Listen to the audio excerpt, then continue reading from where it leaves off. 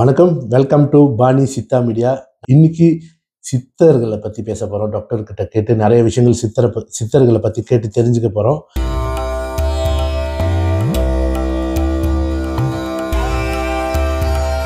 இன்னைக்கு நம்மளோட டாபிக் ஆரம்பிக்கிற முன்னுக்கு என்கிட்ட ஒரு கேள்வி இருக்குது. இப்போ பார்த்தீங்கன்னா மழை காலமாக இருக்குது. நம்ம வீட்டில் வந்து இப்போ என்னோட வீட்டிலே பார்த்தீங்கன்னா சின்ன பிள்ளைங்களுக்கு சளி காய்ச்சல் அந்த மாதிரி வந்துருக்கு.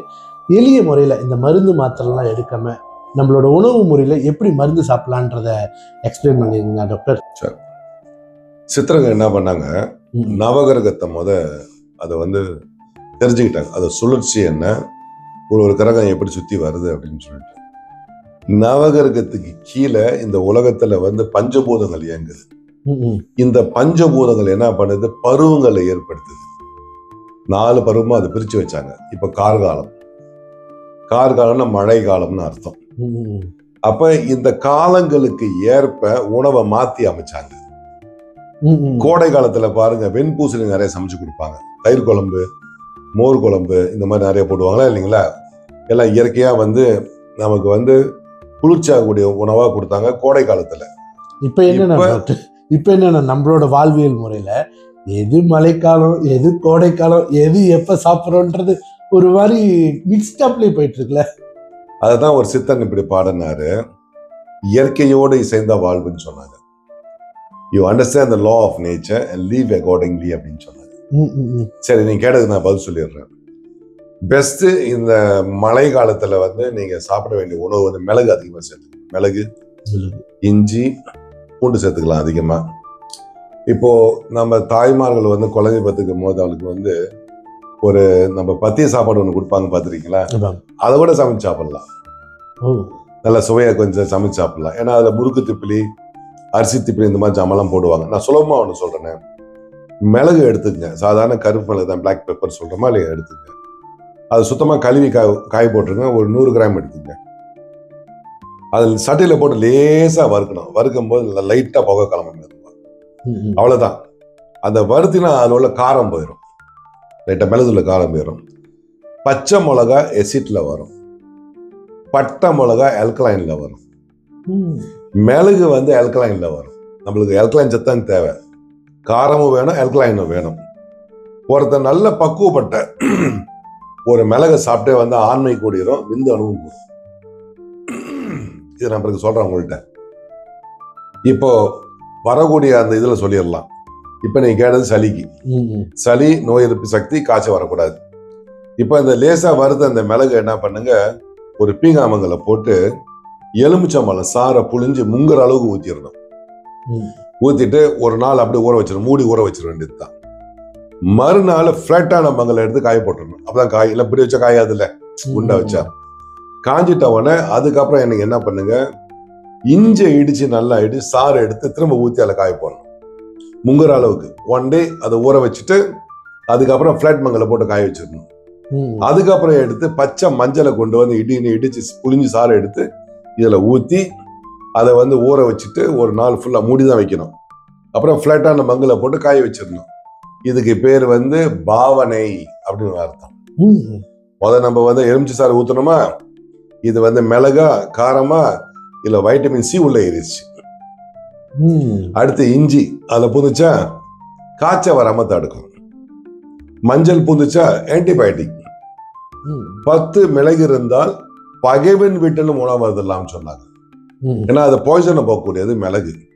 இது இப்ப நல்லா காய்ச்சல் நல்லா அரைச்சி வச்சுக்க டப்பில மிளகு, பாவனை மிளகுன்னு போட்டு வச்சுங்க. குழந்தையா இருந்தா ஒரு சிட்டிகை தான், சிட்டிகை. திரிக்கடினா 3, திரினா 3 தானே. திரிக்கடினா இப்படி எடுத்து போட்டு தேன்ல குழந்தை சாப்பிடுறது, அது போய் பெரிய ஆளுக்கு. குழந்தையால 2, 3 இது ஒன்றும் பிரச்சனையே இல்லை. நல்லா தேன்ல குழந்தை சாப்பிட்டு இரும்பல், தொண்டை கரகரப்பு, இந்த மூக்குல சளி ஒழுகுது பாருங்க, அது காய்ச்சல். சும்மாவே சாப்பிட்டுக்கிட்டே வந்தா காய்ச்சலோ சளியோ இரும்பலோ வராது. இது அருமையான ஒரு சுலபமான ஒரு வீட்டு வைத்தியம். இது நம்மளுடைய பாணி சித்தா மீடியாவுக்கு இது என்னுடைய முறை. ஏன்னா ஃப்ரீயாவே இப்ப நான் சொல்லியிருக்கிறேன், செஞ்சு வச்சுக்கலாம், அருமையா இருக்கும். வாங்க கேள்வி. ஓகே, அப்புறம் இன்னொரு கேள்வி இருக்கு. இப்ப இந்த மாதிரி விஷயங்களை வந்து இப்ப கோடை காலத்துல தான் எடுக்கணுமா? இல்ல, இது வந்து மழை காலத்துல. கோடை காலங்கள்ல இந்த கோடை காலத்துக்கு வேற ஒண்ணு. வரக்கூடிய இதுல கேளுங்க. Okay okay doctor. கோடை காலம்னா நம்மளுக்கு வந்து வெயில் கடுமையா இருக்கும்ல, அப்ப போய் மிளகு சாப்பிட்டா என்ன சூடாகும்ல, அதுக்கு வேற இருக்கு. ரொம்ப தேங்க்ஸ் டாக்டர். இப்போ இந்த மாதிரி சமயத்தில் எங்களுக்கு நிறையா மெடிக்கல் டிப்ஸ் நிறையா கொடுத்துருக்கீங்க, அதுக்காக மிக்க நன்றி. இது வந்து நம்மளோட பாணி சித்தா மீடியாவுக்கு நீங்கள் ஸ்பெஷலாக நிறைய விஷயங்கள் கொடுத்துருக்கீங்க. இப்போ நம்மளோட கேள்வி ஆரம்பிச்சிருவோம் டாக்டர். சொல்லுங்க. எனக்கு சித்தர்கள்னாலே சின்ன வயசுலேருந்து அவங்க மேலே ஒரு ஈர்ப்பு இருக்குது. அவங்கள பற்றி நிறைய தெரிஞ்சுக்கணும். ஆக்சுவலி நான் தெரிஞ்சுக்கிட்டது என்னென்னா, அவங்க வந்து அந்த காலத்தில் நடமாடும் சயின்டிஸ்ட். ஸோ இன்னும் நிறைய மக்களுக்கு எளிமையான முறையில் சித்தர்களை பற்றி நீங்கள் சொல்லணும் டாக்டர். சித்தர்கள்லாம் யார், அவங்கள எப்படி நம்ம கண்டுபிடிக்கிறது, அவங்களோட வாழ்வியல் முறை எப்படி இருக்கும், அதை பற்றி கொஞ்சம் சொல்லுங்கள் டாக்டர். சார் நிச்சயம் சொல்லலாம். ஒரு மனித பிறப்பில் மிக உயர்ந்த பிறப்பு அப்படின்னு சொன்னால் விட்டகுறை தொட்டகுறையில் வந்த இந்த சித்தரோட பிறப்பு. மிகப்பெரிய தியாகம் இருக்கணும், மிகப்பெரிய அர்ப்பணிப்பு இருக்கணும், அதில் ரொம்ப பொறுமை இருக்கணும். இழந்து ஆக முடியாது. ஒரு நாட்டோட அரசனா கூட ஆயிடலாம், ஆனா சித்தராக முடியாது. அதுக்கு ஒரு சின்ன உதாரணம் ஒன்று சொல்றேன்னே. நம்ம கிரியா பாபாஜி, அவர் பேரு நாகராஜன், தமிழ்நாட்டில் தான் பிறந்தாரு, பரங்கிப்பேட்டில் பிறந்தாரு. அவரை வந்து கிட்டத்தட்ட ஒரு 5 வயசு இருக்கும் போது கல்கத்தால இருந்து வந்த ஒரு பதன், அவருக்கு அது அந்த இடம் வந்து போர்ட் நோஃப், ஒரு போர்ட், அது கடத்திக்கிட்டு போயிட்டான். தாய் தப்பனை விட்டு பிரிஞ்சு போயிட்டாரு. பிரிஞ்சு போய் அங்க போயிட்டு இவரை அடிமையா வித்துட்டாங்க ஒரு இடத்துல. அந்த முதலாளி பார்த்திருக்காரு, இந்த முகம் அடிமை தொழிலுக்குள்ள முகம் இல்லையே அப்படின்னு சொல்லி அவரை வந்து வேதங்களை படிக்கிறதுக்கு அனுப்பிவிட்டாரு. அவரே சன்னியாசி கொள்ளலாம் சுத்தி, ஆகூரி கொள்ளலாம் சுத்திட்டு கடைசியில பால்குடி பாபான்னு ஒரு சாமியார்கிட்ட போய் சேர்ந்து அவர் அங்கிருந்து இலங்கைக்கு வராங்க. அத பாய்மர படகுல வந்து நேரா வந்து இங்க சேர்ந்தவொடனே கதிர்காமத்துல போகர்கிட்ட படிக்கிறார், தியானத்தை பத்தி படிக்கிறார். அதுக்கப்புறம் போகர் சொன்னார், நீ அகத்திட்டு போய் படினார், அங்க படிச்சார். இப்ப இந்த பாபாஜோட இந்த விட்டக்குறை தொட்டக்குறை வந்து இதில் போன ஜென்மத்தில் அவர் பண்ண புண்ணியத்தினால வந்தது. நம்ம அந்த புண்ணியத்தை பண்ணியிருக்கணும், அதே நோக்கில் இருக்கணும், அதை வந்து கனவு காணணும். அப்படி போனோம்னா முடியும். அழியக்கூடிய இந்த உடம்பை அழியாத உடம்பா மாத்தனவங்க தான் சித்தருங்க.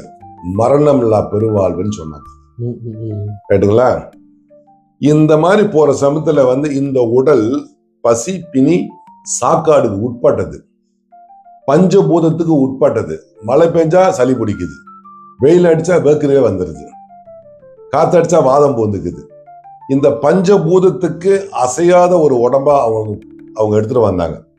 அதுக்கு மீறி நவகிரகமே அவங்களை ஒண்ணும் பண்ண முடியாது. 7 சனி நமக்கு வரலாம், அவளுக்கு வராது. அஸ்தம சனி ஆகட்டும், அஸ்தம குரு ஆகட்டும், எதுவே ஆகட்டும், அதுவும் வராது. அதையும் தேய்ச்சாங்க. அதுக்கு மேல மரணத்தையும் தேய்ச்சாங்க. இங்கதான் அந்த இடத்துல நிக்குது. உலகத்துல உள்ள எந்த பணக்காரனை வேணா எடுத்துக்கோ, இல்ல எல்லா பணக்காரனையும் ஒன்னா சேரு, யாராவது மறந்து ஜெயிக்க முடியுமா? தேய்ச்சவங்க தான் சித்தர்கள். சித்து அப்படின்னு சொன்னா என்னன்னா வெற்றின்னு அர்த்தம். தருன்னா வந்து அதை சார்ந்தவங்க, வெற்றியை சார்ந்தவங்கன்னு அர்த்தம். இதான் சித்த. சித்தி, சித்திரனை சித்தின்னு எடுத்துக்கோ, சித்தினா வெற்றி. இப்ப இவங்க என்ன, சாதாரண ஒரு மனித பிறப்பு தான்.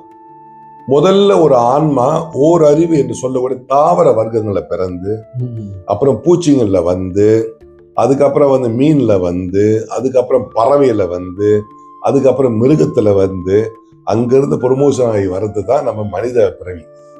இங்கிருந்து ப்ரொமோஷன் ஆகி மரணமில்லா பெருவாழ்வுக்கு போது சித்தருடைய ஒரு கோட்பாடு. அப்ப யார் யார் சாகாம இருக்கிறாங்களோ சித்தர்கள். இத வந்து அவங்க எப்படி சொன்னாங்க, எப்படி அகத்தியர் சொல்றாங்கன்னு சொன்னா, ஒரு குருன்னா, ஒரு சித்தர்னா எப்படி இருப்பாரு அப்படின்னா, குருவென்று சொல்வதைத்தான் யாரை மைந்தா குரு முடிக்கும் பெரியோரே குருவுமா. ஒரு குருன்னு சொன்னா, இப்ப குருவை முடிக்கிறவனா குருவை சாவடிக்கிறவன் கிடையாது. முப்பு குருன்னு ஒண்ணு இருக்கு, அது யாரு செஞ்சு முடிச்சாலும் அவன் பெரிய குருன்றாங்க. ஒண்ணு சித்தர்ன்னு சொல்றாங்க. லாஸ்ட் டைம் இத பத்தி நம்ம பேசியிருந்தீங்க, மேலோட்டமா சொல்லிருக்கீங்க. ஆமா. இன்னொன்னு சொல்றாரு, குருவென்று சொல்வதைத்தான் யாரை மைந்தா இந்த கூடாலியா வைத்திருப்போனும் குருமா 400 500 600 வருஷம் வாழ்ந்துகிட்டு இருக்காம அவனை குருன்னு சொல்றாரு. என்ன, 1வது இந்த முப்பு குரு முடிச்சாதான் அந்த கூடாலியா வச்சிருக்க முடியும். குருவென்று சொல்வதைத்தான் யாரை மைந்தா குவிந்தெழுந்த வாசி நிலை கண்டவனும் குருவுமாகும். அப்ப சாதாரண பார்த்தோம்னா மூச்சு பயிற்சி பண்றவங்களாம் குருன்னு சொல்ல கிடையாது. ஒரு இடத்துல ஒரு வாசி கட்டி ஒரு மூலிகையா நிக்குது, அதான் குவிந்தெழுந்த வாசி நிலை கண்டவனும் குருவுமாகும். அதுக்கப்புறம் மரணம் இல்லாம ஜெகஜோதியா உட்கார்ந்துருக்கான் பாருங்க, அவனும் குருன்னு சொல்றாரு.